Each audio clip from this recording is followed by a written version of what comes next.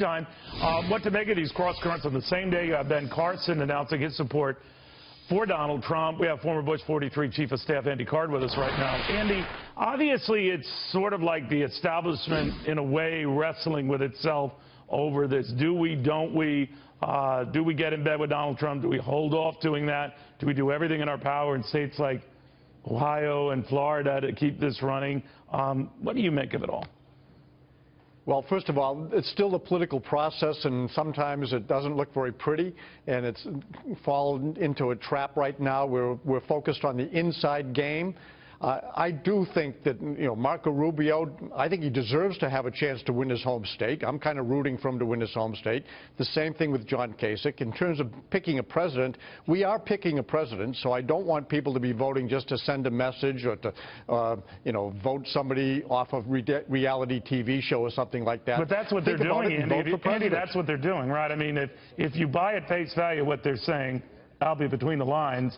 You have Marco Rubio saying, yeah, by all means vote for Kasich in Ohio. By all means vote for me in Florida, thereby slowing the momentum of a Donald Trump toward the nomination. Well, I think mathematically it makes sense. I understand what's up here, but what do you make of the message it's sending Donald Trump supporters? Well, first of all, the process is a long way from being over. You're Nobody's got to right. 1,237 votes yet. So I don't discourage people who think they still have a chance to win to see if they have a chance to win. So it's before the Florida primary. Marco Rubio should be working hard to win his home state. It's before the Ohio primary. John Kasich should be working hard to win his state. I don't fault a candidate for having strategies that would suggest that it might be good for you to help the front runner stumble so I can have a better chance of standing, even though I may not be the person who I would like to see you vote for. If you're going to help me have a better chance later on, go for it. So this is all part of the political process, and it's not that ugly. No, you're absolutely right. It's pretty noble. I know how it goes. The noble thing I wouldn't necessarily agree with. But let me ask you about Jeb Bush. Now, he met with all the candidates not named Trump.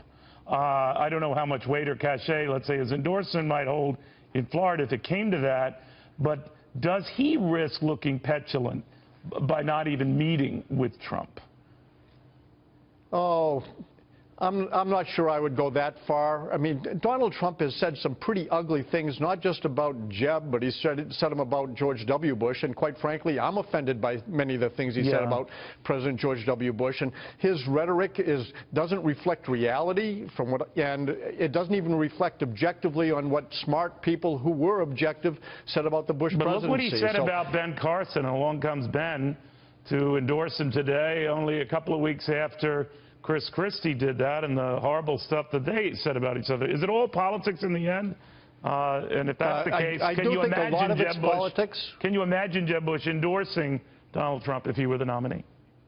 I think it's too early. I think he's still raw from what happened to him and what Donald Trump said about his brother and even probably about the family. Yeah. And so I do think there's some lingering angst there. And I love Jeb. I happen to love the Bush family. I think they're probably the most noble political family in the country right now and have been for a very long time. So I respect them, and I am very appreciative of the call to noble service that they ring out for everyone to recognize. And this hasn't been the most noble of campaigns, and I think that sometimes it's embarrassing.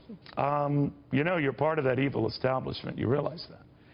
I plead guilty, although I think that I am trying to do what is best for the country. And I do think governors make better presidents than senators or CEOs. And that's just because governors have had to have the tough reality of trying to lead legislative bodies to get things done, which is what a president has to do. And they have to speak to an audience that represents everyone, not just people of one philosophical or partisan persuasion. Andy, I was thinking of you when I was chatting with Neil Bush earlier this week with the big races going on, and he is supporting Ted Cruz. And when I asked him, yes, he is. Did you bounce this off the family? He said, no. I mean, he told Fox Business, us first, which is obviously a very good strategy. Talk to Fox Business before you talk even to family. But having said that, were you... I try to follow that myself. Were you surprised by that? I was a little bit surprised. I wasn't really surprised that Neil came out for Ted. Yeah. I was surprised that he didn't talk to his family first. But at any rate, the Bush family understands what it means to participate in the political process in a noble and inviting way and be constructive. And I think that's what Neil is doing.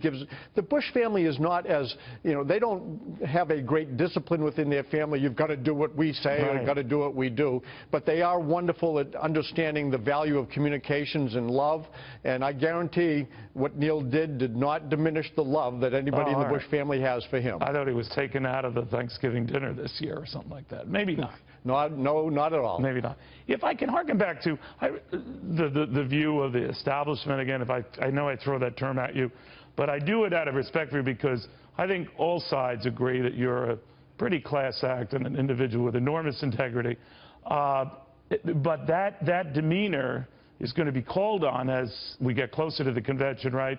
Donald Trump trying to appear a little bit more presidential, even with this announcement with Ben Carson today. He showed some signs of that last night in the debate. As someone who has spoken, and I don't care whether you're on the right, on the left, with a need for civility in political discourse, were you encouraged? Are you encouraged by what you're seeing? Well, I do acknowledge the reality that as soon as it appears you are truly on a path to be President of the United States, you start to think more responsibly about what it means to be a president. And that means you have to be careful with the words that you use. You cannot be vitriolic. I used to say, taste your words before you spit them out. A president has to do that.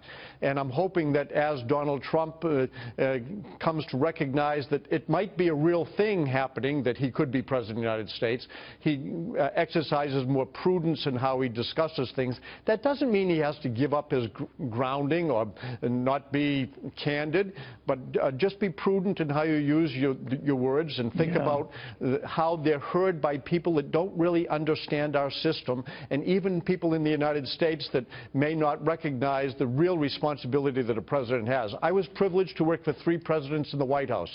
I saw how difficult the job is and how important it is that the president have the courage to make brutally tough decisions that may not be popular, but they are right for the country. So I don't like an invitation for mob rule to kind of guide a president to a policy. I like to have prudence and judgment and kind of peripheral vision as they take a look at the world to see how best to lead not only the United States, but be a leader for the world. And that's what presidents have to do today.